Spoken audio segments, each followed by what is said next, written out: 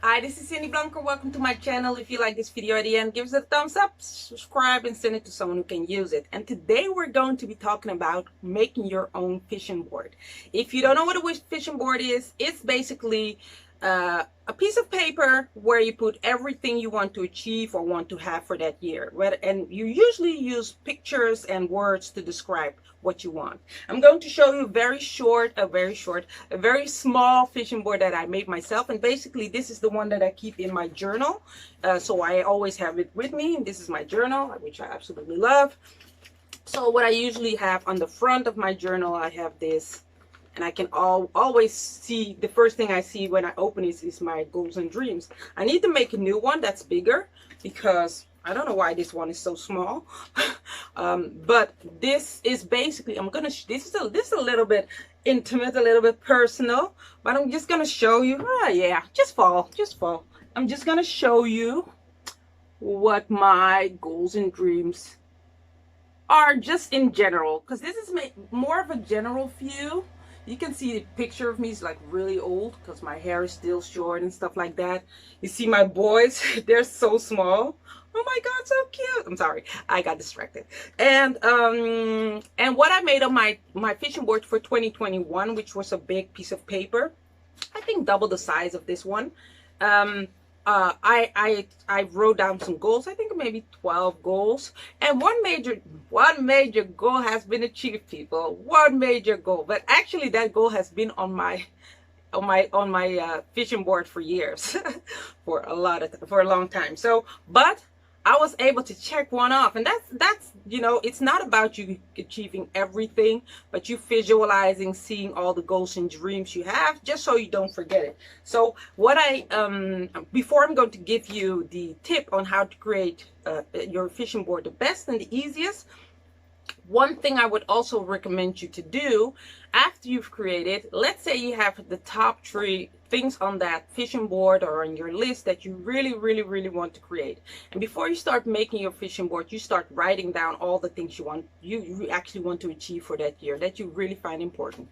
And don't make it more than 10, 12, 15, 20 tops, because that's a lot. That's a lot to I would make it 10, 12 max. And you find the pictures with that. You go to Google. Don't go using magazines. It's great using magazine, but it takes a lot of time, and usually you don't find the pictures you really want and need. Well, when you use Google, you search for a tropical island, or you search for a holiday, or I want to date Blair Underwood. I'm just saying crazy stuff, but you can just find that and you can put Blair Underwood.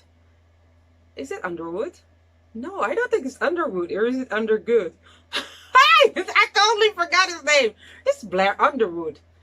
I'm gonna come back with that. But y'all know who I'm. It's an actor, and whatever, you can put his picture on your vision board if that's your dream for that year. So that's the easiest way to do it. I would just copy and paste it on a Word document, print it out.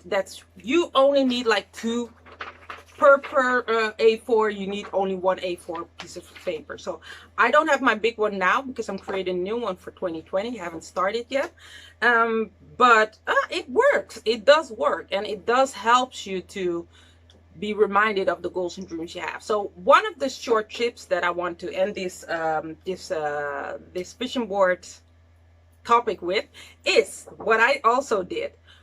On every topic that is important to you, let's say you have a top 3 of the things on the vision board that are really important to you. That could be job related, or relationships, or money, or health, whatever.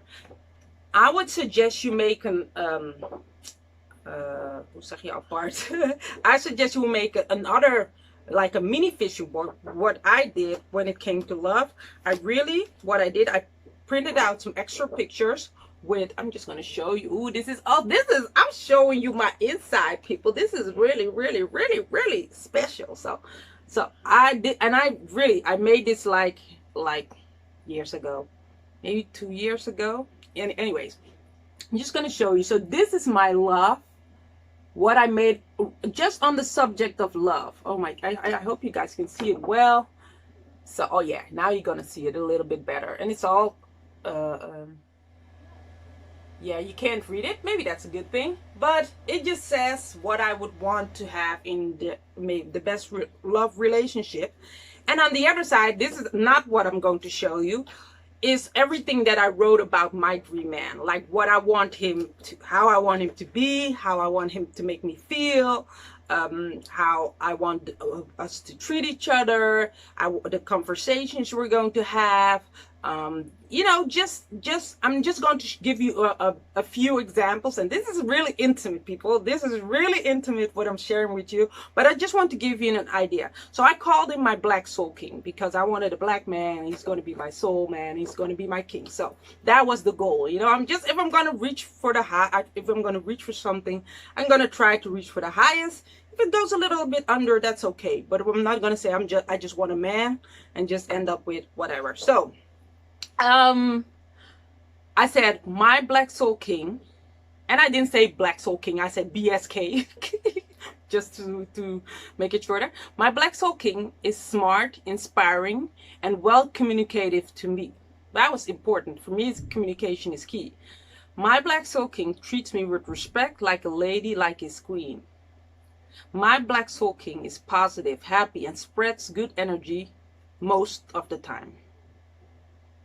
My black soul king loves to help me around the house and with other stuff because I've been used to other things. So my black soul king is self-confident, has faith in himself and us. My black soul king gives me energy, lifts my spirit, and takes us higher in life.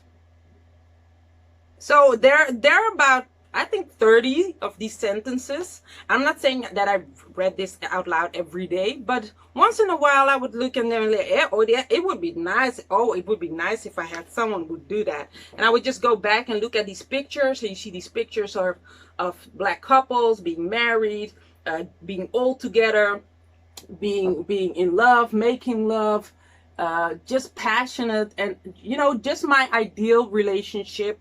In picture, put it in pictures, and then surround it with words like black love, happiness, joy, laughter, communication, inspiring, giving, fun, sharing. And this would be around me all the time because I always have my journal with me, and I didn't really know how much it would impact me. And I've actually done this before. I actually did this before, to be honest. Before I get back to this, I was in a relationship with the father of my children for 17 years. But before I met him, I was kind of, let's just say I wasn't too, I'm gonna leave this one for another episode. Because this one, I'm gonna leave this for love. Or I'm just gonna repeat it. I'm just gonna say it. Because before I was in that relationship, I didn't have much faith in men because I grew up with my mom and my 4 brothers and 3 brothers. Where did that 4th one came from? Maybe my dad. other subject. No, but with my mom, I had 3 brothers, and she did most of the things by herself. I did have my stepfather, love him so much still, but mostly she was by herself. She was a single mom. So that was my view. That's all I knew. So I didn't really have much faith in men because I thought, hey, my mom's raising us 4 all by herself. I don't really see much help. So guys, you should stay away from them because, you know, so I wasn't really confident in that.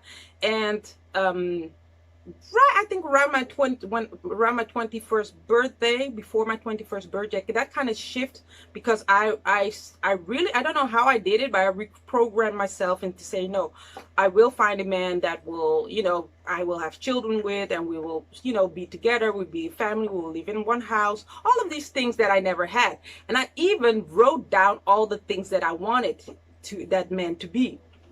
I thought it was important that he could dance. God knows why. But, you know, I was in my 20s, in my 20s. So I had totally different views about what I wanted the relationship to be. So when I met the father of my children, who was my first love, you know, and I think a year in that relationship or shorter, I was like, oh, I do have almost all the things that I put down on that list. So I was like, wow, this is actually, and I totally forgot that I did that.